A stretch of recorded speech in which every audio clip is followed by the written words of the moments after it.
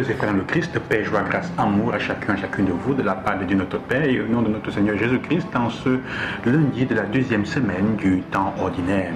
Le texte de l'évangile que nous écoutons aujourd'hui, qui est soumis à notre méditation, est bref, deux versets, ou plutôt trois, 36, 37 et 38. Et il est aussi quand même intense parce qu'il demande une certaine force, il demande que nous, pour le vivre, il demande un certain caractère. Alors je le lis entièrement, ce qui est intéressant. En ce temps-là, Jésus disait à ses disciples, soyez miséricordieux, comme votre Père est miséricordieux. Ne jugez pas, et vous ne serez pas jugés. Ne condamnez pas, et vous ne serez pas condamnés. Pardonnez, et vous serez pardonnés. Donnez, et l'on vous donnera. C'est une mesure bien pleine, tassée, secouée, débordante, qui sera versée dans le pan de votre vêtement. Car la mesure dont vous vous servez pour les autres servira de mesure aussi pour vous. On peut se demander, poser la question de savoir comment vivre cet évangile. Soyez miséricordieux comme votre Père est miséricordieux. Ne jugez pas, ne condamnez pas, mais est-il possible pour nous, chaque jour, de vivre cet évangile? Donnez, l'on vous donnera. La mesure que vous utiliserez pour les autres, la même mesure qui sera utilisée pour vous. Parfois, nous nous cachons derrière le fait que nous sommes des êtres humains, que Dieu est capable de faire ça parce qu'il est Dieu. Ah, ça c'est Dieu. Pourquoi est-ce que nous pouvons faire ça? Alors que le Seigneur est en train de nous donner la clé pour vivre comme lui. Nous voulons être des dieux, non? C'est pour ça qu'Adam et Ève sont rebellés au début de la parole, au début de l'histoire de l'humanité. Et c'est ce que nous vivons chaque jour. Nous recherchons chaque jour comment être des dieux. Comme Dieu. Il nous dit, voici la meilleure façon. Soyez miséricordieux, comme je suis miséricordieux. Ne jugez pas, ne condamnez pas, pardonnez. Et aux autres, soyez généreux dans la mesure que vous utilisez pour les autres. La mesure que vous utilisez pour les autres, aujourd'hui, il y a une chose que je voudrais proposer, c'est ce que j'appelle souvent le bénéfice du doute. Accorder à l'autre le bénéfice du doute. Ça veut dire que je donne à l'autre la possibilité de se défendre et de s'expliquer.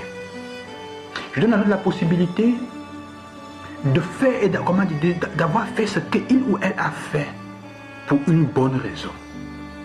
Le bénéfice du doute, ça veut dire que l'autre peut toujours se racheter. L'autre peut changer. Ça ne veut pas dire être naïf.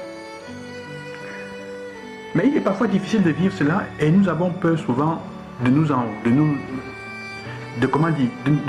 vivre cette dimension. Nous trouvons un alibi à notre fragilité pour cacher notre manque de foi dans la puissance de l'Esprit Saint. Pour vivre de cette façon, il faut avoir foi dans l'Esprit Saint. Il faut avoir foi dans l'Esprit Saint. Et c'est la différence entre la foi dans l'Esprit Saint qui nous permet de vivre avec générosité, sans pouvoir avoir peur de ce que les autres vont faire, s'ils vont nous tromper ou pas.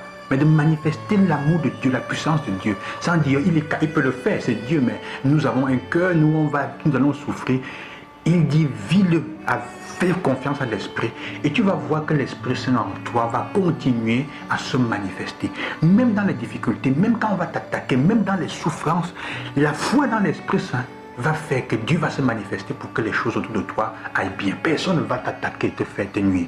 Même si on veut se moquer de toi, quelqu'un veut profiter de ta gentillesse, Dieu ne peut pas laisser, comme je disais hier, quand tu bénis les gens, il ne peut pas laisser que les malédictions t'arrivent. Même s'il y a la souffrance, tôt ou tard ton jour va se lever. C'est ça qui fait la différence entre ceux qui sont les sympathisants et ceux qui sont vraiment les croyants.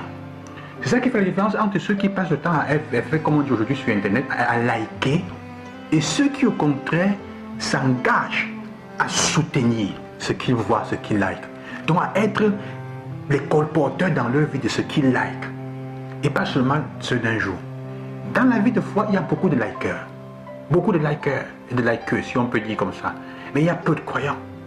La différence, c'est ça. La différence, c'est entre ceux qui se cachent derrière le fait qui sont des êtres humains pour ne pas mettre en pratique la parole de Dieu qu'ils disent apprécier, ou j'apprécie le pardon, mais je ne suis pas capable, je suis un être humain. Ça, ce sont des sympathisants. Alors que le croyant fait confiance à l'Esprit Saint et se lance dans la vie pour vivre selon cette foi. Il croit qu'en vivant, en mettant en pratique ce que le Seigneur lui demande, la miséricorde offerte, le pardon, une mesure bien pleine, donnée aux autres avec largesse, avec abondance son temps, sa vie, accorder le bénéfice du doute à l'autre. il ne sera jamais, l'esprit ne va jamais le laisser tomber.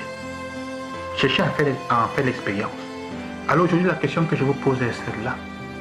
Êtes-vous des likers? Êtes-vous des sympathisants? Ou êtes-vous des croyants?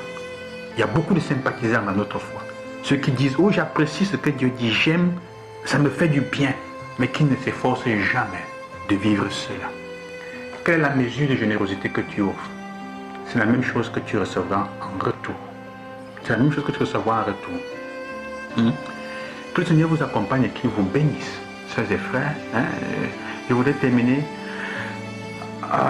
avec l'histoire de ce roi qui invite tout le monde à la fête et il leur dit, chacun de vous portera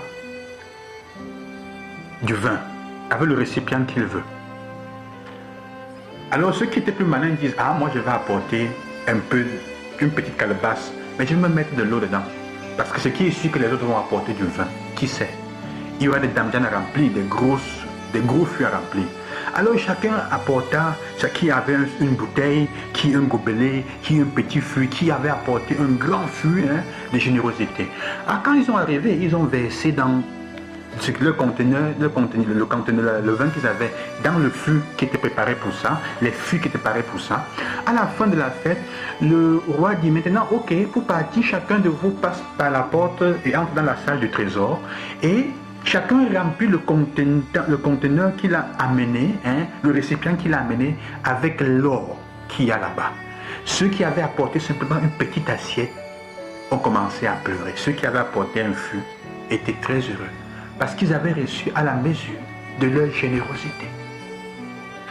C'est ce que je vous souhaite. Je vous bénis au nom du Seigneur. À demain. Gloire soit Jésus-Christ.